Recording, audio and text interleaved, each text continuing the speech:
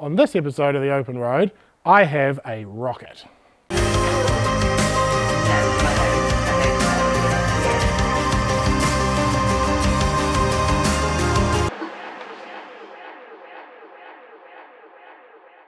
So today I'm very lucky to be playing with the Triumph Rocket 3, and this is the GT and it's the Storm Edition.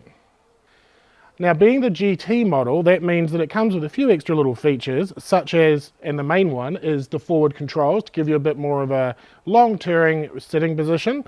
It's got a slightly taller front fairing than comes with the standard Rocket 3, and you get an adjustable little backrest here. That's actually a really nice little feature. Now, the specs on this machine are absolutely ridiculous. This has got an inline 3 2,500cc engine. Now, if you know your motorbikes, you know that that is absolutely ridiculous.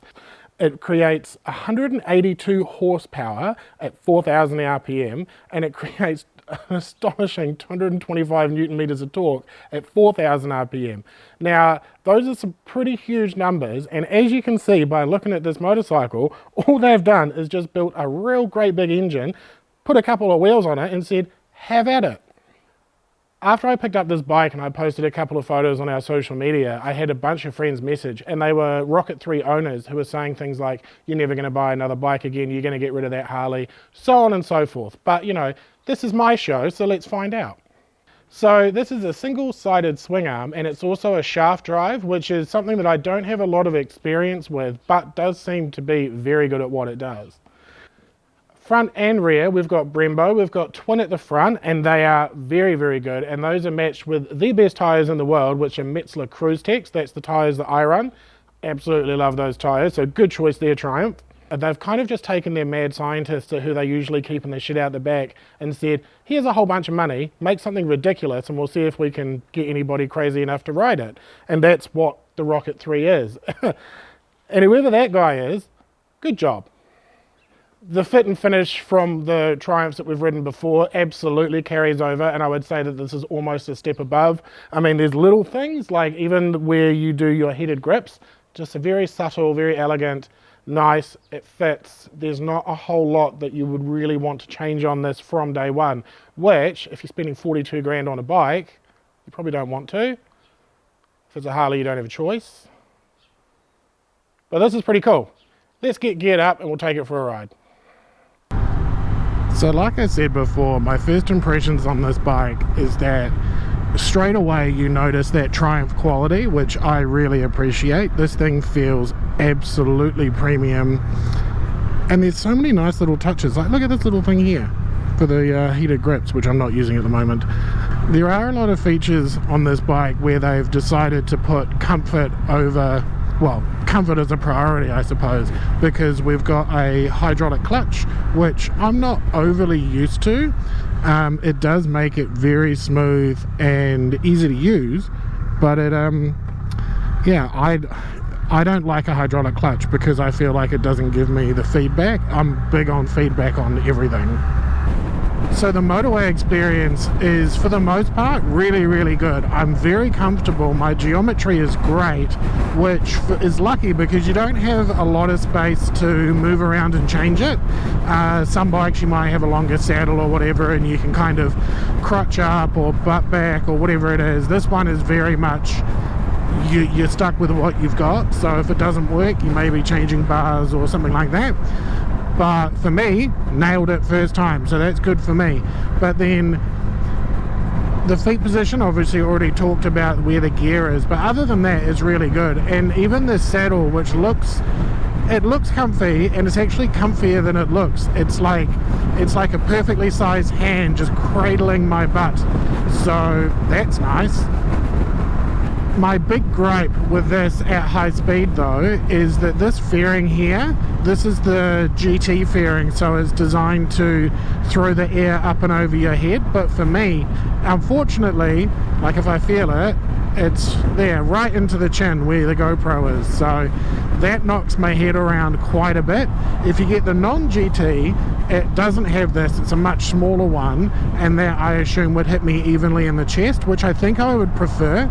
But realistically, if I was doing long distance, I would actually get a bigger one, which I do believe is available possibly first party, definitely aftermarket, and then that will just throw it up over my head and I'll be happy days. I think there is actually a big touring one, which it doesn't look as cool, it doesn't look as sleek, but for me, I would rather have my nice little bubble to do my riding in, and then I'll be a happy chappy. Actually, this, while we're looking at it, this dash is really helpful. It has got so much information, and you can customize this to what information you want at what time, and there's a few different themes and stuff which are really cool. I like this one because it's simple and easy to see. It is very easy to see during the day, and it's also adjustable, so you can there we go, you can get it to where you're looking at it, which is cool. That's handy. What I'm finding with this engine though, for a more touring point of view, is that this engine, being 2.5 litres, drives like a 2.5 litre car, because most of the time when I'm getting somewhere on this, I'm sitting at 2,000 or 3,000 RPM, and we're just pottering along with all of the power reserve that you could possibly want. And then when we do decide to go and do some zoomies, it can do them. Right, now this is where we want to be, on some proper New Zealand back roads, which is, I think, where this bike is really going to shine. One thing that I can absolutely appreciate about this bike is that I can put this in 5th gear on this 80k road and basically not change gear for anything, be it slowing down, be it passing, or having a bit of a giggle through a bend. It just goes. From any rev range, it just goes. There is so much torque, and then once you get up the torque, then you got all the power, and it's just it is immense. I've actually gone and messed with the suspension on this quite a bit. Now the reason that is because a buddy of mine, John, who runs every Sunday, had this bike before me and had taken it on a decent tour, and when it got back I was like, mate, that's set up quite firm, isn't it? And he said, yeah, it is, and he's 20 kilos lighter than me, so I would have had a slightly softer experience. Now what I did is I actually knocked the suspension all the way to the softest, which was, I think, 4 rotations on the little screws on the top of the forks, and then I came back 2.5, and that was a little bit too floppy. It was very soft for stuff like this, but it was too floppy for anything spirited, especially on New Zealand roads where you've got a lot of bits of the chip seal is missing and you get those little judders and stuff. It was too soft for that, but it was too hard before. Now I've got it to a point where I really like it. And then the great thing about that is you match the rear, but the rear actually has like an external little adjuster on it, so if you're throwing a pillion on the back, then you can do that, and happy days, just add a couple of clicks and it should ride like a dream. On the other bikes that we've done, well, certainly other bikes that I've taken friends on, I've got my one mate that does my tattoos, and she's done quite a lot of seat time on the back of bikes that I've been riding, and she reckons that the order of comfort of what she's experienced recently is my Harley, and then the Hayabusa, and then this. So basically the thing that she was saying is that it's a little bit cramped in the back compared to the Harley, like the actual seat length for the pillion, a little bit on the small side, so, and just the seat in general. But I think this is one of those things, if you're considering going 2 up, especially on a long distance, and you might want to look at slightly different options in terms of what you're doing for your pillion. But if you're only throwing someone on the back every now and then to shoot down the pub or go on a little day trip or whatever, you should be fine. So the great thing I love about these roads, given that I used to live out here, is to be able to get out on the main road and give it the beans. It definitely does that Jekyll and Hyde thing, because when you sit here and look at the power and the performance and the capability of this bike when you're cruising along these roads at the speed limit, you don't think about the power. You think about how comfortable you are, you think about how smooth everything is, and that's a good time. That feels really nice and relaxing for a longer ride. And when you get to the twisties and you want to have some fun, man, this thing just changes. It turns into an absolute animal in the best possible way. But even when it is an animal, it's super smooth. because it is so capable, as some of the other bikes that we've been riding lately, it gets to the point where you're not really using much of what's available to you just to get where you're going.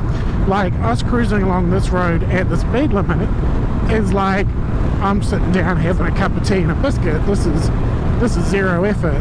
This is maximum fun, zero effort, and it's fun because it's zero effort. So I understand why people might look at this and go, do you know what, this is probably one of the comfiest cruisers out there, certainly one of the comfiest power cruisers out there, but it does have that duality of being able to say, do you know what, we're going to have some fun, I got you. So, and what I want to do now is actually get off the main road, because the main road is fun, but the back roads have got more twisties.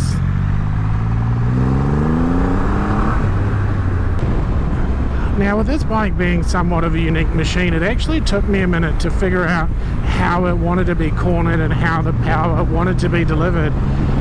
And it probably took me a little longer than normal to get used to it than most bikes, and I'm just going to put that down to it is quite a unique machine, because whilst this is a power cruiser, which I would consider my Harley to be because of the way that it's set up, it is very different. The weight's very, very, very low, and the power is just undeniable. So I'm trying to do like medium ins and fast outs. Like I want to carry a lot more speed, I want to go a bit wider. I'm not really cutting, I'm kind of just leaving myself a bit of room to rail around the corners, and it just loves it. Like it likes being railed.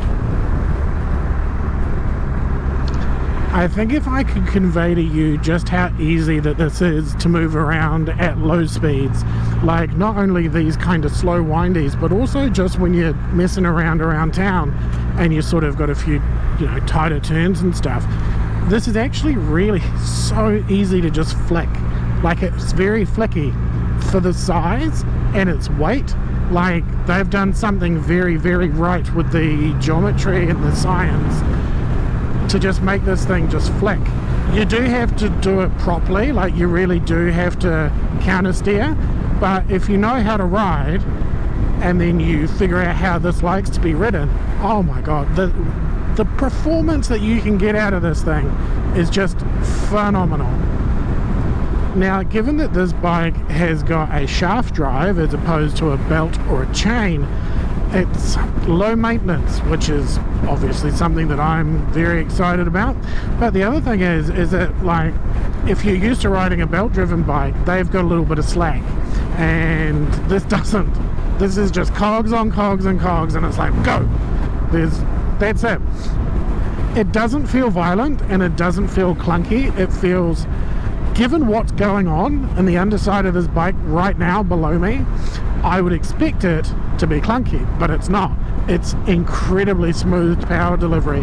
That being said, it's not savage, but it's immediate. It's responsive. The other interesting thing about shaft drive that I hadn't really picked up on is that when you get on the gas on this, instead of the rear end squatting, it actually lifts. There's got to be some science going on there that I don't understand, but when it twists that axle and then it spins the wheel, it actually makes the rear end of the bike lift up, which is hilarious when you're either A, sitting on the motorway and giving it a bit of stick and you can feel it lift, but the place where I've actually had the most fun with it is when I've got a pillion and I'm sitting at the lights and you just kind of play with the clutch a little bit with your bike point and it twerks, and you can twerk with a pillion on the back. So even if they don't know how to twerk, you can twerk for them, and that's kind of fun.